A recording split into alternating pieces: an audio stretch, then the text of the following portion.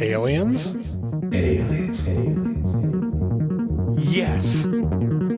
But maybe no.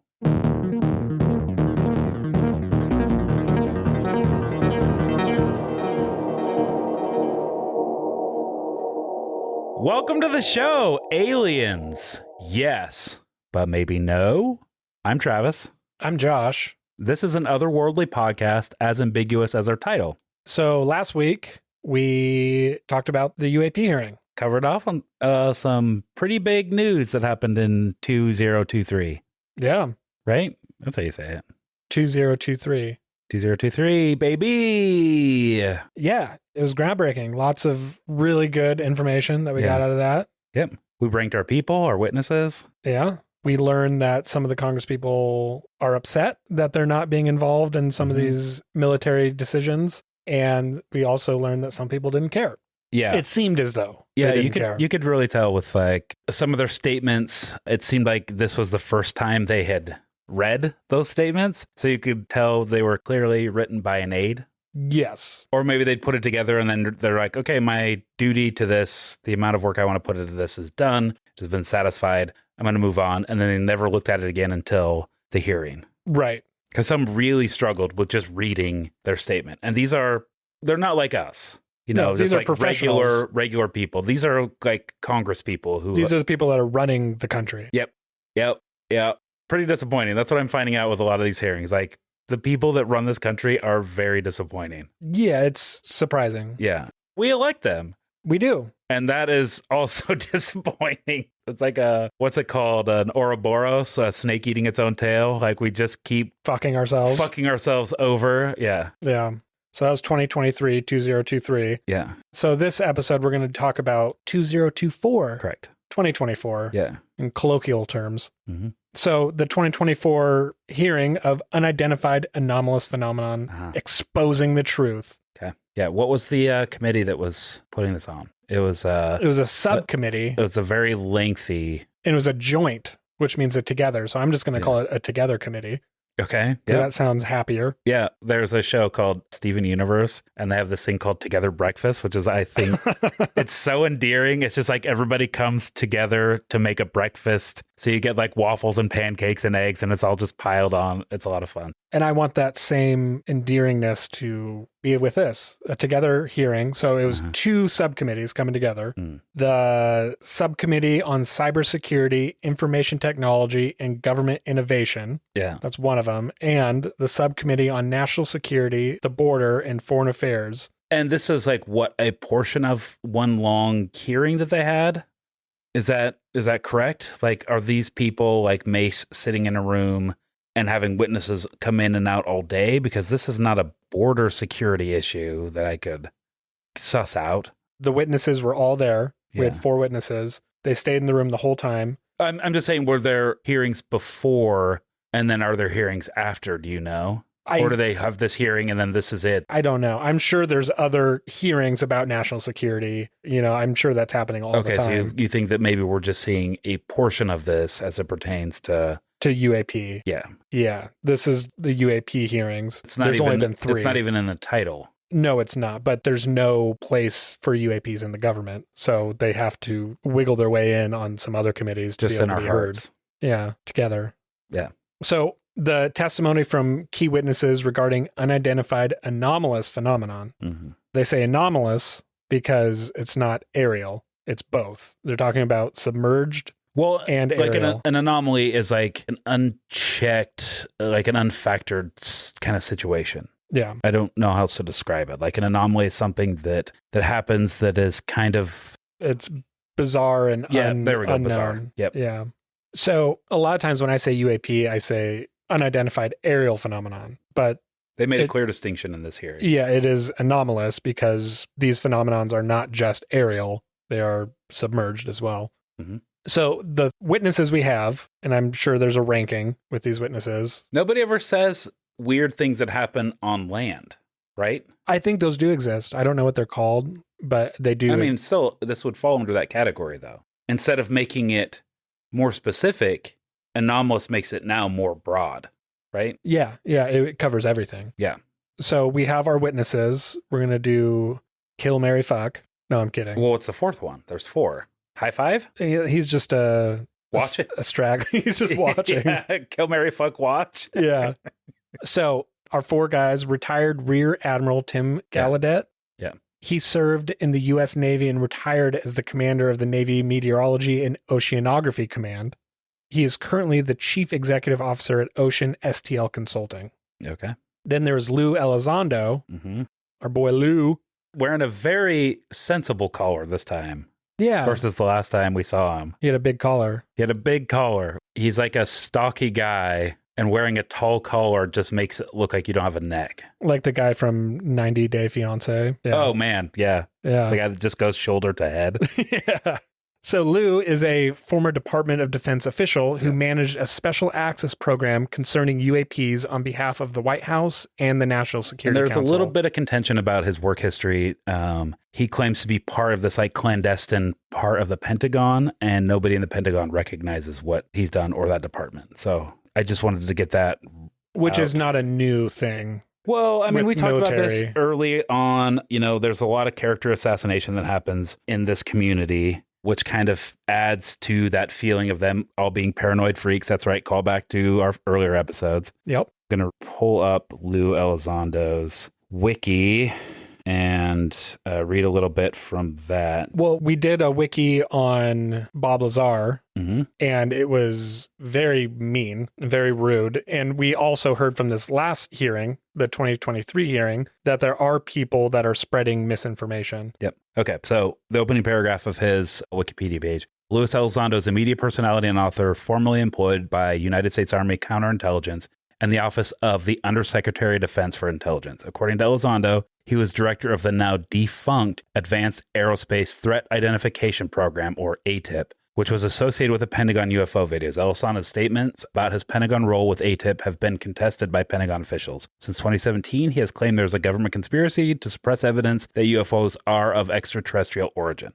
Okay, so just brief history. He talked about that a little bit in this hearing. Yep. And ATIP was disbanded, and Aero has taken its place as the organization inside the Pentagon that is doing the UAP research. He is also the author of the best-selling book on the subjects of UAPs. Good for him. Yeah, it's got like an exclamation point in the title. It's like, danger. Does it? I don't know. Oh, it's Inside the Pentagon's Hunt for UFOs. Imminent Okay. is the title. Imminent. That's a good word. Yeah. So the third witness, Michael Schellenberger, he's an author and a journalist who founded Public, a newsletter which recently published a piece about a purported special access program that witnesses refer to as Immaculate Constellation. Uh-oh. Are we even allowed to say that?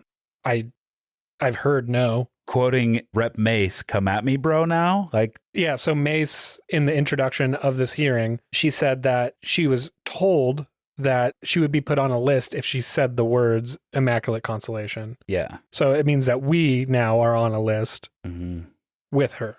Okay. You okay with that? I mean, I'm okay with that. I don't know. Like, what does that even mean? We're on a list. Okay, fine. I don't know. What does that do? Does that mean I can't, like, get on an airplane? Probably just like a watch list. Sure. You know, they're going to be listening now a little more intently. Well, we haven't released anything yet. Oh, they know. I know they know. As time of this recording, this episode and us saying it has not been released. I've been rated before we even started this podcast. So they know. They're aware of what our potential is, what our reach is. You had thought crimes. That's exactly it. It was thought crime. Yep. So that was Michael Schellenberger, the author and journalist. And then lastly, we have Michael Gold. He is a former NASA official who served on the NASA UAP Independent Study Team, and he is currently the Chief Growth Officer at Redwire Space. What does that mean? Marketing? Headhunting? Recruiting? I would imagine funding. Growth. Growth. I feel like that's one of those words that if you say a lot, it just sounds gross. It sounds like you're saying it gross with a lisp. Growth. Yeah, that's really growth. Yeah, I would imagine he's trying to grow the category, the idea, the knowledge, and the funding. If I could just get you to say growth 2 more times, that would be great. Not gonna do it. Yeah, because he talked about a few times in his responses that he is all for some of these projects that are having difficulty being funded. Yeah. So I think that if it's not part of his job, it is something he's definitely passionate about, is the lack of funding when it comes to... So is that a private sector job? It's not part of the government. And it seems like Lou Elizondo's also gone into private sector, but he still has security clearance, which he talked a little bit about in his opening statement. Yeah. He was asked, like, well, is there a threat? Do you guys feel threatened? They posed it as like a career threat. And he's like, well, yeah, there's us coming out. That poses a career threat, a personal threat, and a threat to our security clearances. Yeah, that you've worked your entire life to get. And also now their life is dependent on these security clearances because they need that to be able to further help their cause, which is getting some of this stuff answered. Mm-hmm. So these are the guys. Who's your number one? Who you taking home? I like Lou. I think he was my favorite. He's very charismatic. You can tell that he's been a part of this for a long time. So he knows what he's doing. Were very clean and to the point. His responses were appropriately condescending to some of the reps. Yeah, that's why he's my number one. I don't really remember much of the other folks. I remember when Elizondo walked in, he got an applause. He's kind of a celebrity. He's a celebrity. Yeah. Like our boy Jeremy, who was there also. He was standing around in the back. He's in the audience, our documentarian. Did you see him? Did you spot him? Oh, yeah, I did. Yeah. Did you see the tattoo man? Who do you think that could be? The tattoo man? There's someone that had a lot of tattoos. Like a J.J. Abrams or a David Lynch character. Blink-182. Oh, Tom DeLonge. I didn't see him. Yeah, he was there. Where? He was in front row in the stands. He was just right there. Oh, I missed him. Yeah. But like Lou is this guy. Right. So of course, if Lou was there, I should have expected to see Tom DeLonge. But no, I didn't see him. I'll have to rewatch it just for that. Yeah, I would say Lou's my number one. I didn't like Michael Gold, the guy from NASA, at first. Yeah. And then I did. Okay. He was I want to talk about science. You guys have data. Mm-hmm. Science relies on data. Yeah. Give us the data. That's how I felt about the guy from last week, Graves. And he was there too. Graves, and so was Grush. Yeah. But I didn't like Graves at the beginning, but then he became my number one. Yeah, I liked how Michael Gold said, what we're capturing these UAPs with are not what should be capturing UAPs. We're using cockpit cameras. They're cockpit gun cameras. Yeah, he's like, if we were using cockpit cameras to study black holes, we wouldn't know anything about black holes. Yeah. We need to have the data so that we can create a device to be able to look at these, and everything is being withheld. Yeah. And we're not going to get any information with the stuff that we're using. Yeah, it's like playing darts with one eye closed. Yeah. Like your perspective is going to be off. Yeah, you're going to be a little to the left or the right. Mm-hmm. Always to the left for me. So Michael Schellenberger, the author and journalist, I just liked how he's there to whistleblow for whistleblowers. He's not the whistleblower, but he's the middleman, and he's at all costs going to protect himself. He even said, he's like, I will go to prison for the safety of protecting my guys. Yeah. Yep. A journalist at heart, you want to protect your sources. And that's what he said. This is my livelihood. I'm not going to give up my source of information for these kind of hearings. Yeah. That shows integrity. It does.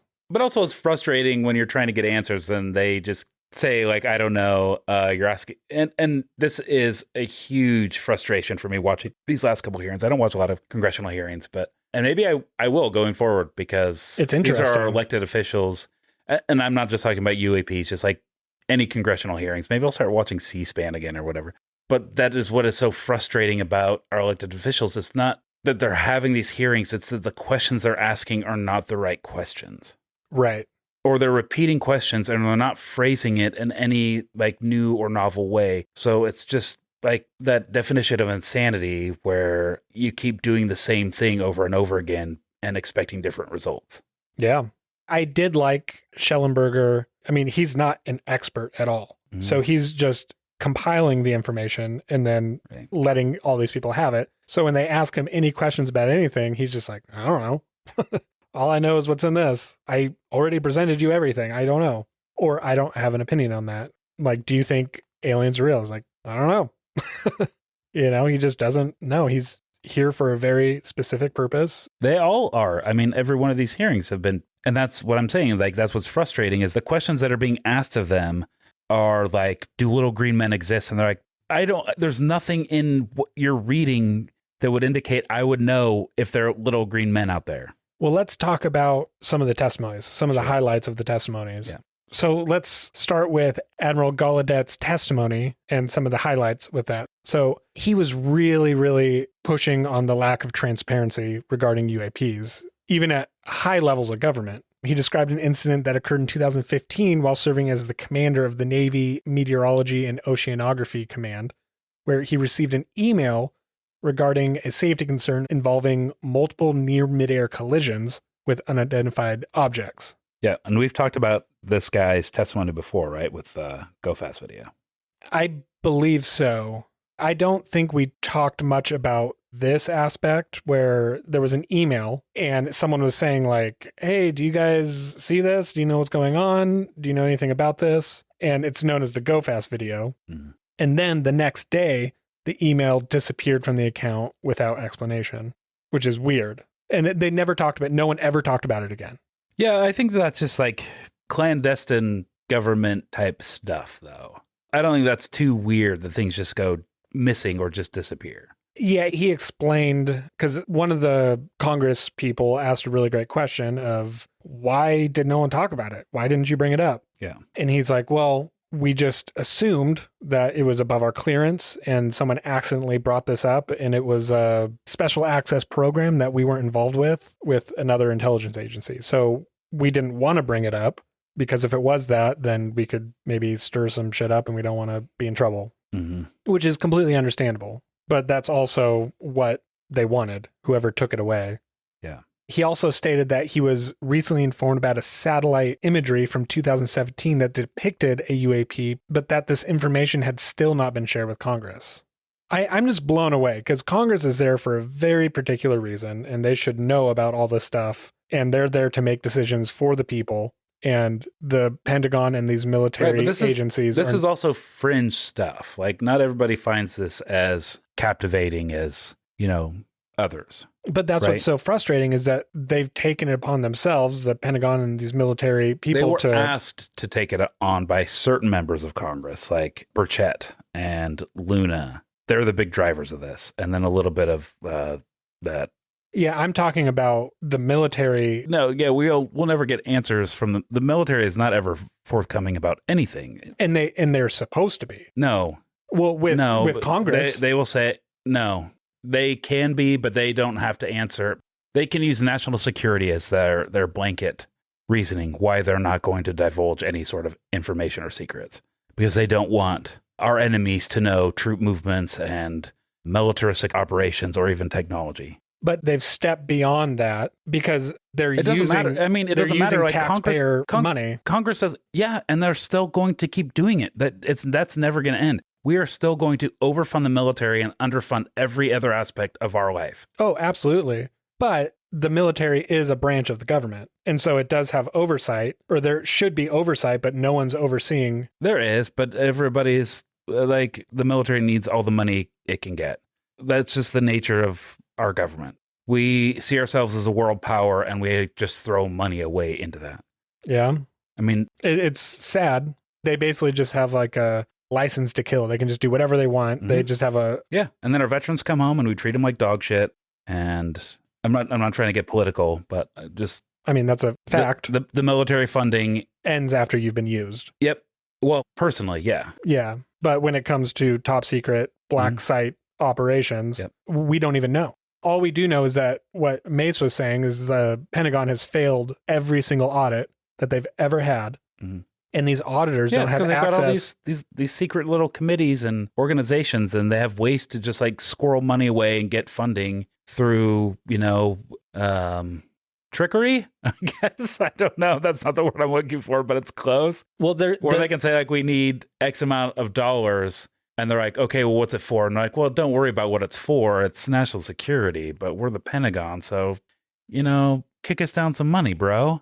Well, that's the thing is there's a whole bunch of black operations where we have no idea how much money is being spent. And those aren't being audited because it's above an auditor's clearance. And we don't know how many black operations there are. So we're spending $1 trillion on our military or whatever. I don't know.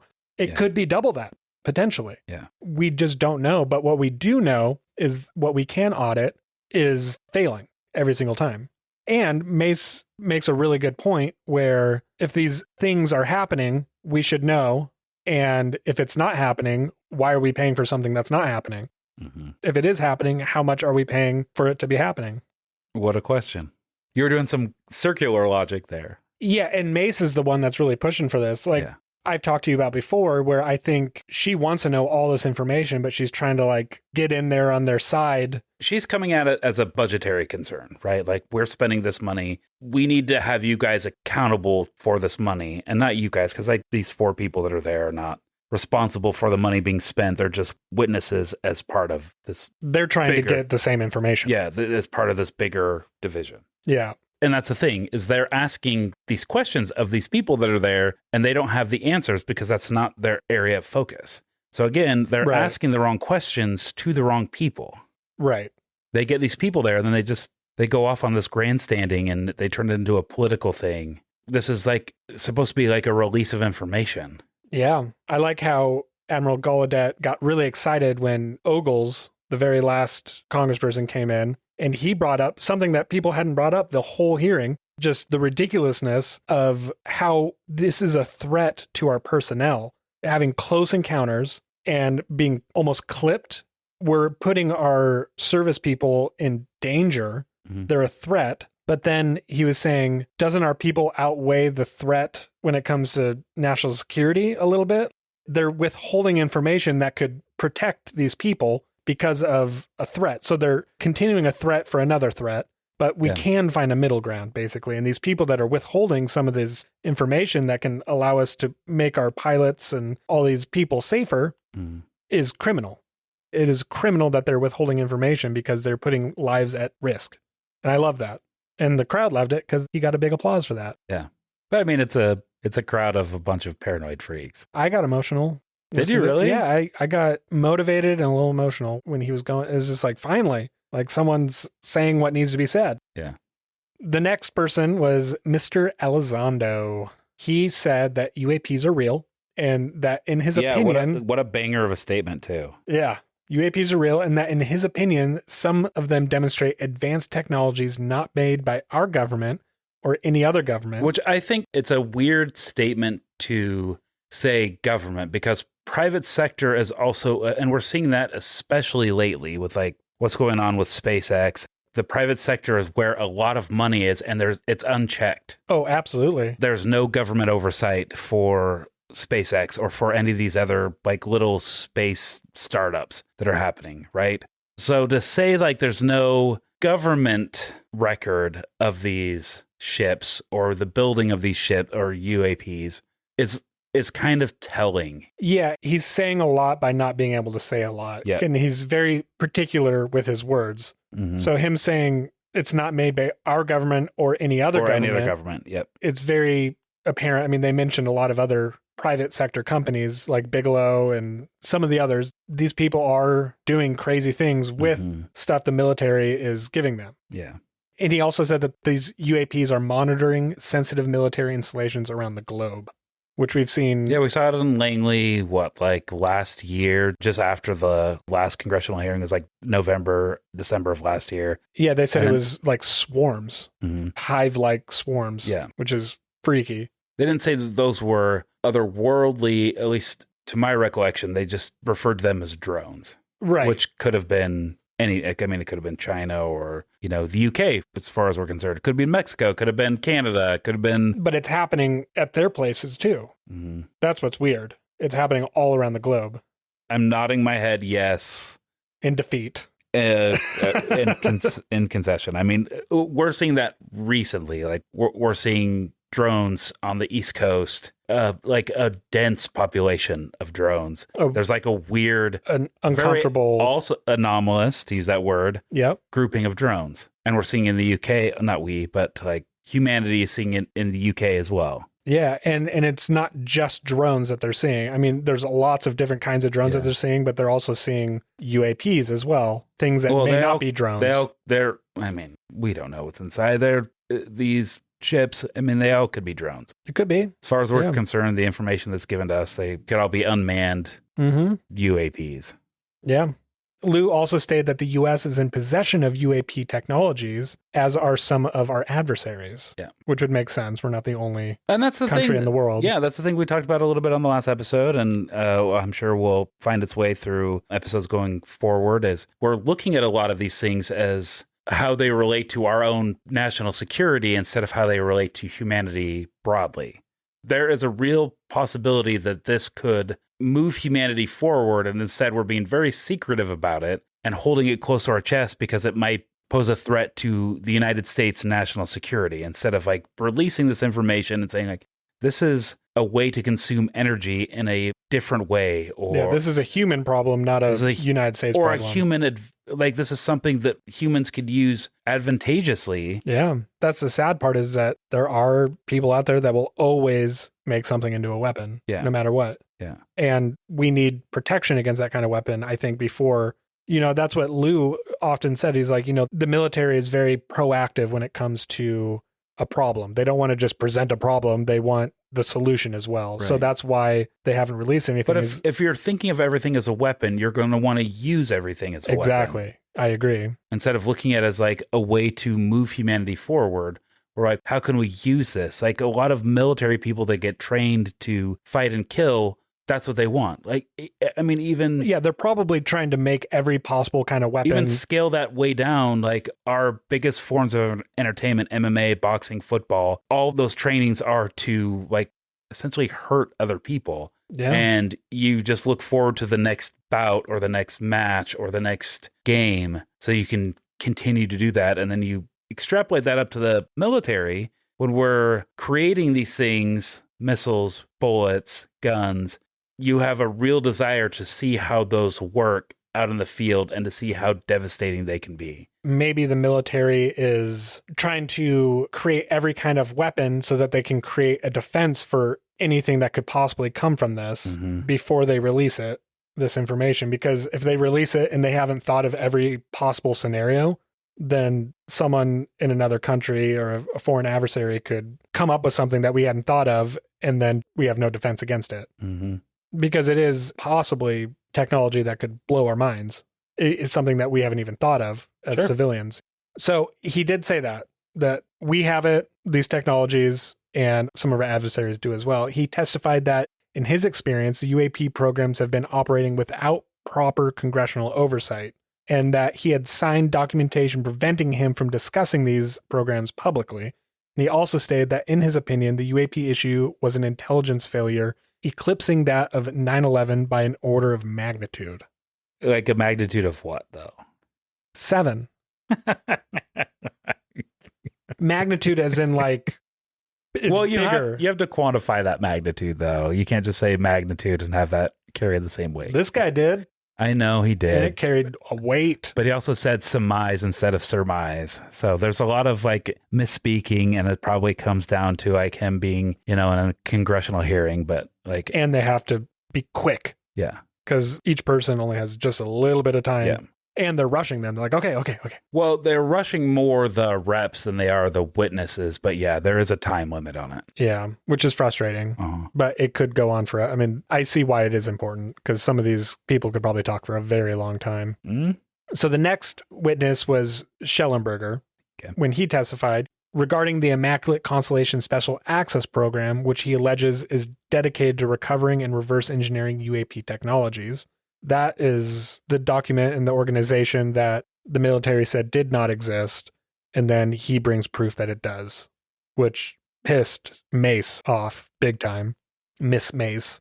He stated that he received information regarding this program from a UAP whistleblower who provided a report containing, among other things, information regarding UAP sightings recorded on military and intelligence databases. He testified that the existence of the program and the name Immaculate Constellation were confirmed by more than one source. And when asked how many images, graphics, videos, and photos were contained in these databases, he stated that he had been told there were hundreds, maybe thousands. And Congress was told that this does not exist. So he also argued that the Pentagon and the intelligence community are treating us like children and that it's time for us to know the truth about UAPs, which I agree. Yeah. It's very obvious that they're doing something. Well, what do you mean by they? I mean, that's the big question. I mean, that's what some of these Congress people are saying. Like, who are they? Yeah. We're stuck. Where do we get this information? Who do we go to next? And that's the issue that Congress is having. There's this web of confusion. Well, that question was asked explicitly by, I don't know if it was Mace or Moskowitz, but they were like, if you can't answer these questions, who do we talk to? Frustratingly, they said, well, you know, I can't, maybe it was to Schellenberger. And like, I can't reveal my sources, but it's in some of the Lou said something else that I do. Yeah, Lou said I can't do that. Yeah, too. Yeah, there's one representative. It's just frustrating because they're like, this is information we're trying to release to the public, and because they're not asking the right questions, nobody gets anything answered. Right, and there was one representative that asked. He's like, so I want to see UAP material. I want to hold it. I want to see biologics. Give it a little kiss. Yeah, who can where do I go? We're at our wit's end and we don't know who to talk to. Yeah. And that's the big thing is who's deleting these emails? Who's telling people to not talk about this stuff? We don't have any information. Yeah. And that's weird, but it's obviously happening. It is, but it's probably in a OneDrive and someone's just cleaning up a OneDrive and they're just like, well, you don't need this information anymore. You know, as somebody who works for a company that we use OneDrive.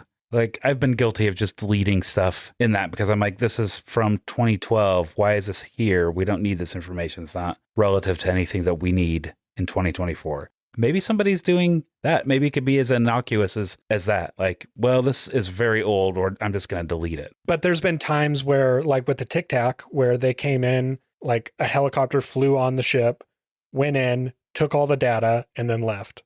You know, this was just a quicker way of doing that, to deleting an email. Yeah. You know, so there are people out there actively hiding this information, and they are treating us, Congress and the public, like children. It's just like, yeah, we have the answer, but I think that's reductive. I don't think that we're treating them like children. I just think we're treating them like it's a need to know type thing. And you just don't need to know. Which is what I do to my kids. Yeah. Like, I mean, I do that to it's people because I said so. I do that to people that work on my team. You know, like, I'm not going to tell you about this thing that's happening because it doesn't benefit you. You're just looking for a reason to gossip. And of course, I work for the Pentagon. I sell beer for the Pentagon. Yep. On behalf of the Pentagon. We all work for the Pentagon. And if you look at it in a sad, sad way. Sure. Yeah. I mean, if you squint. Yeah. Yeah. I don't think you have to squint very hard. So the last one was our NASA man, Mr. Gold. He acknowledged that national security was a primary concern regarding the UAP issue. He emphasized that the need for a scientific approach to the subject, as well as the importance of data collection. Oh my God.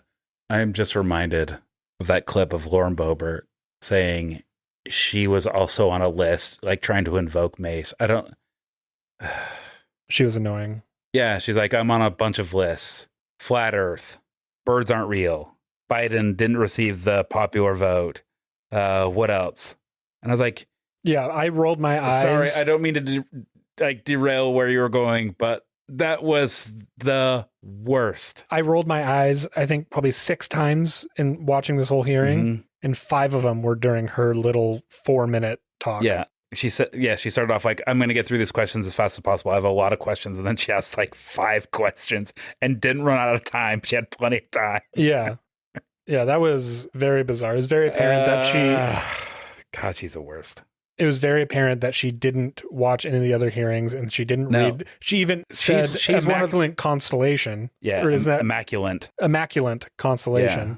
And she's one of those representatives that is always saying, do your own research. And it was very apparent she didn't. She didn't do her own research or couldn't do her own research. Yeah. Anyway, you saying that he worked for NASA, I was just struck by how dumb that flat Earth question was.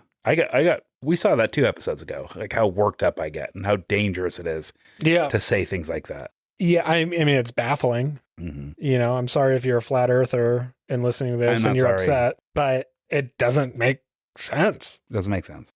Like, I can't say any more than that. I don't even want to spend the energy trying to disprove. It's just like, it's crazy. It just makes me mad. Anyway. So Mr. Gold, he I talked about that too. It's like, we need data, and you have the data. We don't have the data. Data is the most important thing when it comes to discovery and innovation, and you have it. We want it. Mm-hmm. He argued that the stigma associated with UAPs is preventing scientists from properly engaging with the phenomenon, stating that even members of the NASA UAP independent study team was ridiculed and threatened for their participation in the research effort. Yeah, which we see a lot of through our research of the show. There's a lot of intimidation and character assassination. Yes. And they're not giving the right resources, data, and finances. And then they're ridiculed for it. You don't have to disprove what these people are saying. You just make this one specific person feel bad, and you dig up a bunch of shit on this person to have them feel so intimidated they have to back off. Yeah. So he argued that NASA could play a key role in facilitating research by, among other things, combing NASA archives for UAP data, potentially using AI and machine learning algorithms to make this go really quick. I mean, they could just dig through everything with AI and they have it all. Yeah. That'd be great, but it's not happening. Great. Those are our witnesses. That's what they talked about. It was fascinating to watch and learn and hear about this stuff. I think that this was important because it kind of got UAPs even more on the map and realizing that this is a much bigger issue. Some people that I've talked to that didn't believe in any of this stuff or didn't know anything, because of this hearing, they now know things and don't think I'm as crazy as I once was, which is nice. Yeah. It's kind of a, I told you so. Yeah. So do you want to talk about some of the key takeaways? Sure. I mean, my biggest takeaway actually came after the hearing. I had watched. Okay. So first off, let's just address the difference in some of our information in this hearing. I had watched something that was broadcast by one of the Fox affiliates out of DC, Fox 5 or whatever.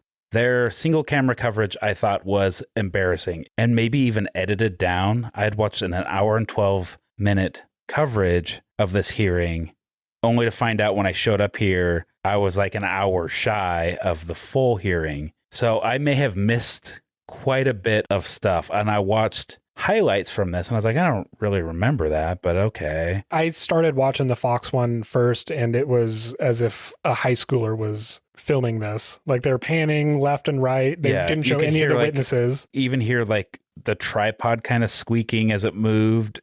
It felt very low production. Yeah. But anyway, like, my biggest takeaway, because I had maybe not watched the full version until like watching the clips on my way out here, Don't Tell the Police, actually came from Lou Elizondo's News Nation interview after this hearing, where he was asked if he believed in little green men and the existence of aliens. And Lou was like, I can't speak to that. I haven't seen any biologics. You know, that's the word that gets thrown around a lot. Yeah. That is not who I am. I'm a nuts and bolts guy. I will say, yes, the technology has come a long way. And that might be a possibility that, you know, a foreign agency or a foreign government might be able to work this out, or a private sector. But we have records of these ships moving at this speed with this maneuverability since the 50s. And we were just barely breaking the sound barrier in the 50s. So that tells me that there's something else going on. That was my biggest takeaway. And then as I was listening to this, I was just like struck by how confident he was. And he said UAPs are real. Yes. And knowing his credentials, whether some of them be questioned or not, the ones that aren't questioned gives him access to a lot more information than anyone could know. Yeah. So his word is highly regarded as true. Sure.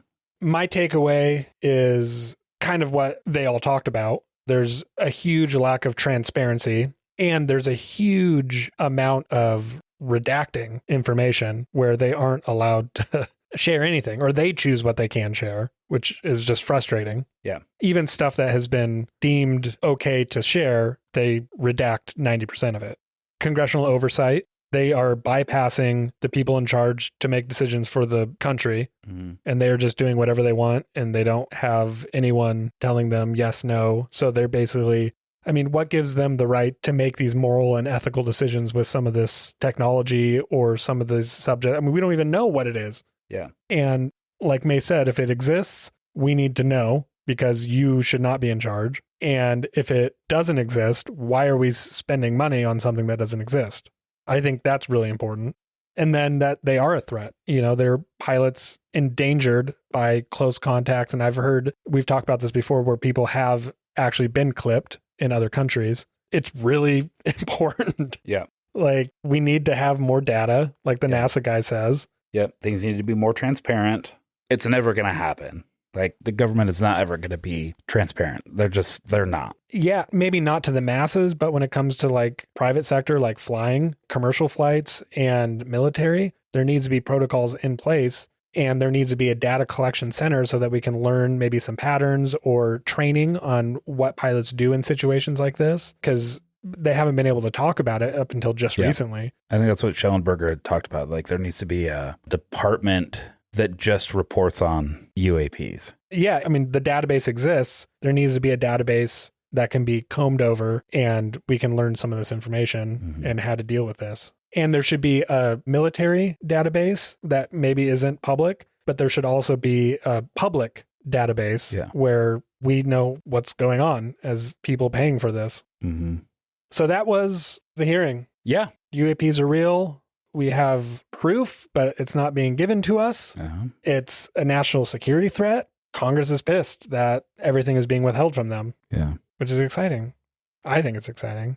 I mean, I'm not seeing what they're seeing. I don't see it as a national security risk. I still am of the thinking that we need to reach out. And that was another takeaway from the post-hearing interview with Lou. He was asked if there has been any communication and why aren't we communicating to these UAPs or trying to reach out. And he's like, well, what do you mean? Like, there's a difference between verbal communication, like we understand, like we're doing right now, and nonverbal. That was actually in the hearing. Oh, he talked about it in this interview too. I don't remember it from the hearing. Yeah, that might have been one that you missed. Yeah. And he was just saying like, well, we can release these FA-18s, and that is a form of communication. We are showing what our potential is and our threat level by releasing these planes, if something invades our airspace. So that is a form of communication. And that's what we're seeing with some of these UAPs is they're coming into our... If I walk up to someone in a bar and I hover over them and just stand there, that's a form of communication. I'm saying I'm trying to intimidate you. Yeah. Or I'm watching you. Or I just like your scent. Yeah, could be for an optimist. But having these drones and these UAPs not hiding, they're there. I mean, that's communicating that, hey, we're here. We know we're here. Yeah. You can't do anything about it. I'd never thought about communication in that way, like a military communication without words. Mm-hmm. I thought that was interesting. Okay. Yeah. So now what? Well, now we hope that more hearings happen, which I think they will, because we're just at the tip of the iceberg right now. So this is the third hearing we've had, 2022, 2023, 2024. Do you think they're going to be yearly, or do you think they're going to be more frequent? I think they're going to be yearly, unless things get wacky. But yeah, I hope there's another hearing soon, because when that happens, we'll do an episode on that. But this next episode, we are going to dive into the document that was released in this hearing. Oh, no, we're doing... The Immaculate Constellation. Immaculate? I think you're saying it wrong. Immaculate? Immaculate? Have I said it wrong the whole time? No. I'm doing a callback, Josh, to the mispronunciation. Oh, yeah. This is comedy, buddy. I know. Callbacks. I know. But yeah, I want to know, our researcher and my wife has made it very clear that I'm not allowed to research this topic. I've not been able to read the document because she wants a raw, real, first-time experience for us so that we can share that with you. It's okay. The internet still exists. Yeah, but she's banned me she changed the password on the internet, and I'm... Not on your phone. No, she didn't. But I'm just staying true to what this podcast is. We didn't want to jump the gun and do a lot of research. We wanted the first-hand experience for you guys to hear our thoughts, do quick research. Wait, that's what we're doing for the next one? No research whatsoever? Because I do quite a bit. No, we're going to do quick research. We're just not going to spend months researching. Well, I mean, I do a week because we don't find out what the next episode is until... Yeah, and we're going to stay true to that format. Do you have a quiz? We do not have a quiz. We will have a quiz next episode, and we're going to get back to what we've been doing in the past. But we just wanted to do a 3-part episode on the hearings, and then the biggest thing that came out of the hearing, which was the Immaculate Constellation document. Okay. So pretend the internet doesn't exist. We'll jump right into it. We'll get the dossier, minutes before? No, we'll get the dossier soon. Okay. My brother, who read through it, said that we could do an episode on every line of the document. Like, it is crammed full of insane information. We're going to try to describe and go through what this is so our listeners will have a little bit better understanding of something that we don't even know what it is yet. So thank you for listening. And we're really excited that each and every single one of you has given us great reviews. Yep. We appreciate your listenage. Yeah. Let's thank our people. Yeah. Thank you for listening. Thank you, Jordan. Thank you, Jordan, for the artwork. Thank you, Jordan, for the theme song. Thank you, Jordan, for the research. Thank you, Jordan, for the opportunity. Thank you for the space. Thank you for teaching me how to edit. Thank you for teaching Josh how to edit. Yeah. I think that's all the people. No, we really couldn't have done this without Jordan. Sounds silly, but it's true. It's true. It's very true. Well, have a great week. We look forward to you hearing our next episode. Yeah, bye. Bye.